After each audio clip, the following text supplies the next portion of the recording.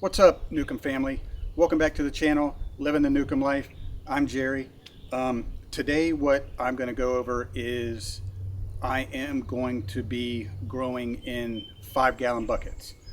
What I'm going to do is I've purchased some inserts from Amazon, and those inserts will go inside of the 5-gallon bucket, and then I'll put compost and then potting mix on top of that, and we're going to grow vegetables in 5-gallon buckets. So I'm getting ready to show you how to do that.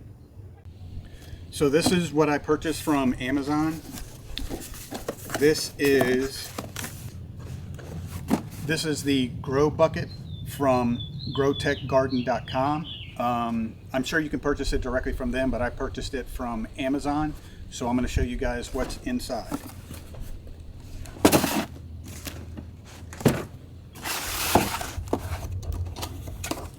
So this comes with 3 inserts in each box. I bought 2 boxes, which will be 6 inserts for 6 5-gallon buckets.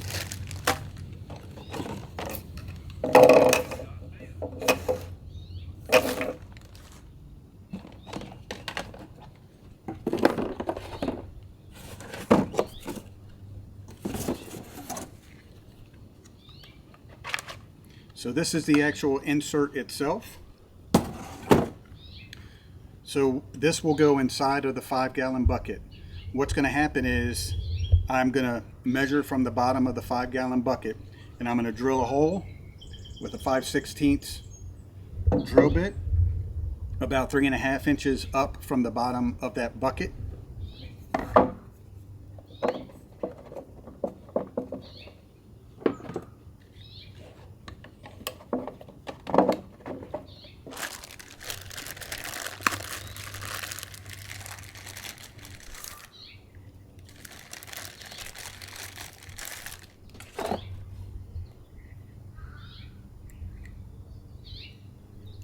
This will be your water gauge, and it's going to go in from the top like this.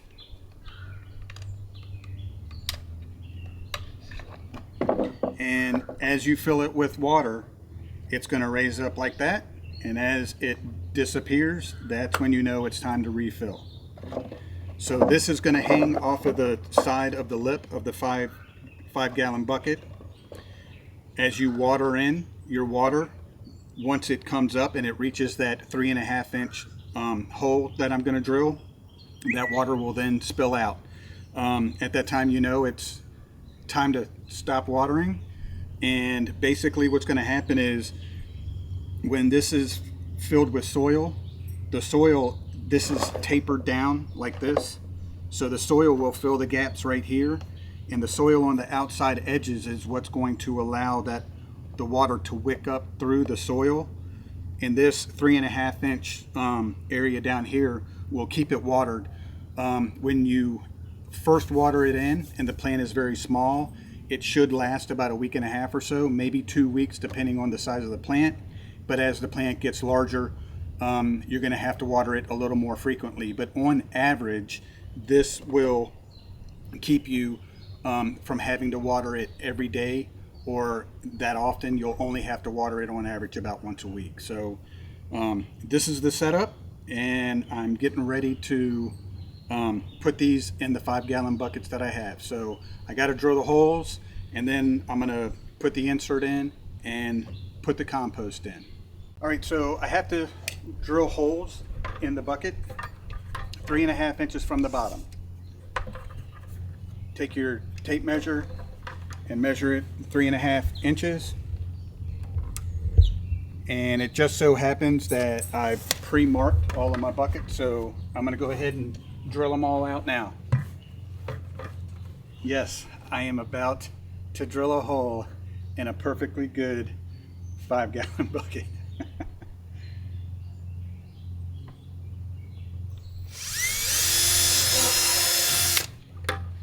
So this is a 5/16 inch drill bit. You do want to make sure that you're using a food grade bucket. Buckets are also determined by their thickness, by the number of mils. This is a 90 mil bucket. An average bucket is going to be about 50 to 70 mils. That's the average thickness. But I wanted them a little bit thicker, so I got the 90 mil bucket. So I'm drilling my hole exactly opposite from the handle. So my handles will be facing backwards, and I'll be drilling my hole on the front side here, because if anything happens and you need to just dump out a little bit of water, it just makes it a little bit easier.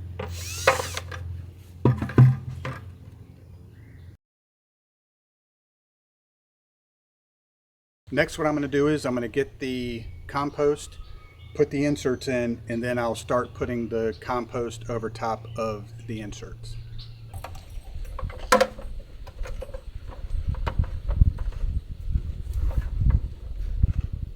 So the insert, I don't know if you guys can see that. The insert's got a little bit of flex to it. So as I put the dirt in, what I'm going to need to do is just kind of push on it until it gets a little bit of weight in it. Because the purpose of this is you want the water to be separated from the dirt. Not that it's really going to be that big of a deal, but the thought process is you want as much water in that channel that you can.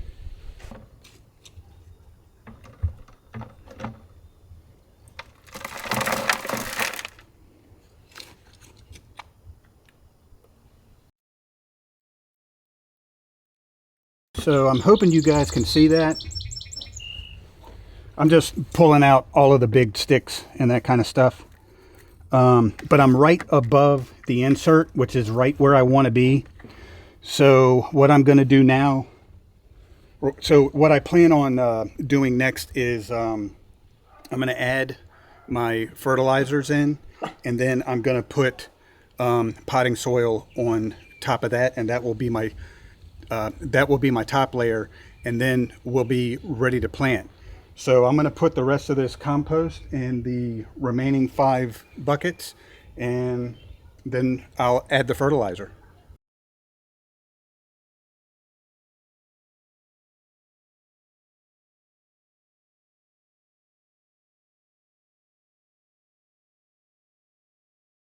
So we're ready to add our amendments to our grow buckets and our I'm gonna go over what those are. I've got this is called Sustane. It's a 464. It's organic and natural. And then I'm gonna use a sea mineral. This is it's basically seawater that has been all of the water has been removed from it, and this is everything that's left over, and it's a total of 90 different minerals in this one bag, all broken down. And then I've got Epsom salt, gypsum, and lime. I got this from watching Arms Family Homestead from Daniel, and he referenced Gardening with Leon. If you guys get a chance, check out their channels. They have a lot of information, and I based all of this off of Leon's mineral tubs, where he creates his self-watering tubs from the mineral tubs that are left over from cattle farms. So that's what all of this is based on. That being said, I'm supposed to use, for those 28-gallon tubs, I'm supposed to use a half a cup of the Sustane, a quarter cup of the sea mineral, and then an eighth of a cup of the last 3. But this isn't a 28-gallon tub, this is a 5-gallon bucket, so I had to scale it down. So if my math is correct, we need 1.6 tablespoons of the Sustane, 0.8 tablespoons of the sea mineral, and then 0.4 tablespoons of the Epsom salt, gypsum, and lime. And believe it or not, that's broken down into this little cup right here. So this is all that we need as far as our amendments that we're going to put in those buckets. So we're at the point to where we're going to add these. And a side note, these are eggshells. The calcium and everything from the eggshells is really good to help with blossom end rot, specifically in your tomatoes.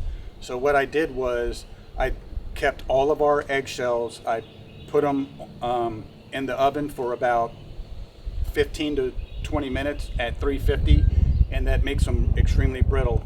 And then I put them in a magic bullet or a blender. Basically, it makes them into a powder. I don't know if you guys can see that or not. And what you want to do is, when you're doing your tomatoes, you just want to add this in with your amendments, and that'll hopefully stave off any blossom end rot. All right, so I'm ready to add everything to the 5-gallon bucket. I'm going to take my potting mix. I'm going to add it on top of the compost, about 4 to 6 inches from the top of the bucket.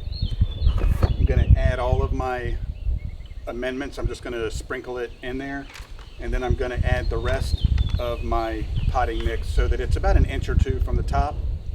Make sure that it's all level and graded correctly, and then we're ready to plant.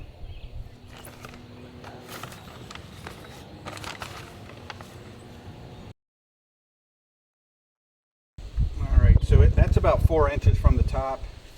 Now I'm going to add all of my amendments.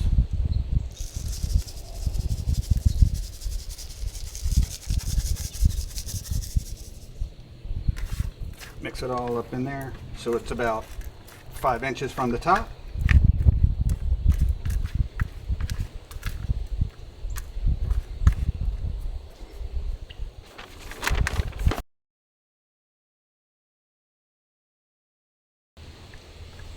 All right, so I'm about 1 inch or so from the top there.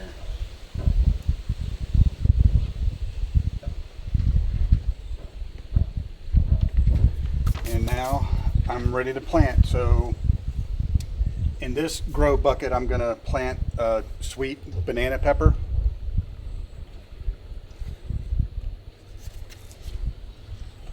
And the basic technique is simple. You just bury your hand down right to where your knuckles are and open it up right in the center of the bucket. In this case, I'm going to put a little bit of bone meal in. If I was planting a tomato, I would add my eggshells now.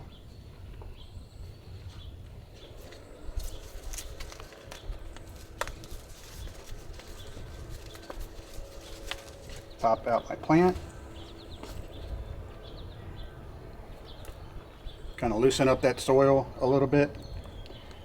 And I'm going to plant it a little bit deeper than what this is.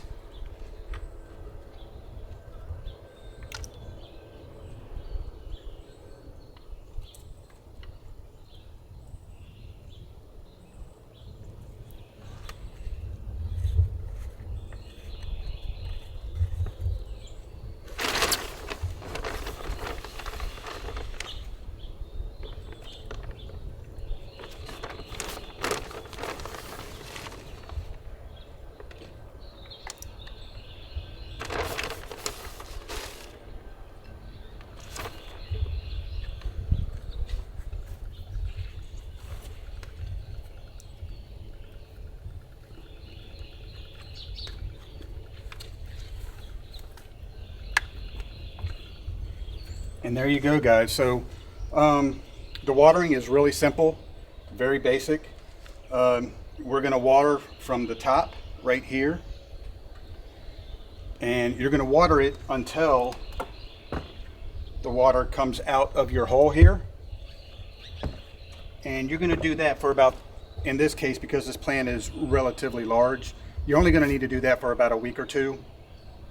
What that does is it's going to train your roots. So the roots are always going to try to seek out where the water is. Well, the purpose of this is so that the water is in the reservoir in the bottom. So you want to water from the top, because as the water drains completely through that soil and it is in the reservoir down here, those roots are going to reach for that water. So after about a week to about 2-week time period, those roots will be trained to go down towards that reservoir, and after about a week or two, that's when you water in this area here, and you just keep that reservoir full. And that's really it. Okay guys, now I'm just going to water it in. I'm going to water enough until the water comes out of my hole right here.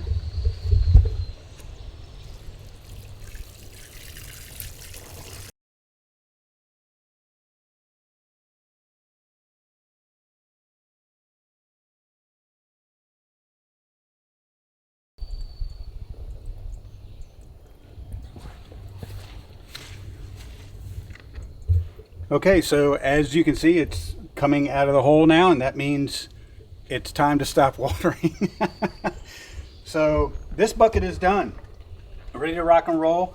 We just have to make sure to keep the weeds out, make sure that it gets plenty of sunshine and food, and we'll give you guys an update as our garden grows. Once we get everything in, I promise we are going to do a garden walkthrough so we can show you guys exactly what we're doing here on our urban homestead. So stay tuned. I hope you guys like this video. If you do, give it a thumbs up. Don't forget to subscribe. That really helps. One of the best ways that you can help us is to share our videos on all of your social media, and don't forget to hit that notification bell so you're updated on all of our upcoming video, guys. Thanks for watching, and we'll see you on the next one.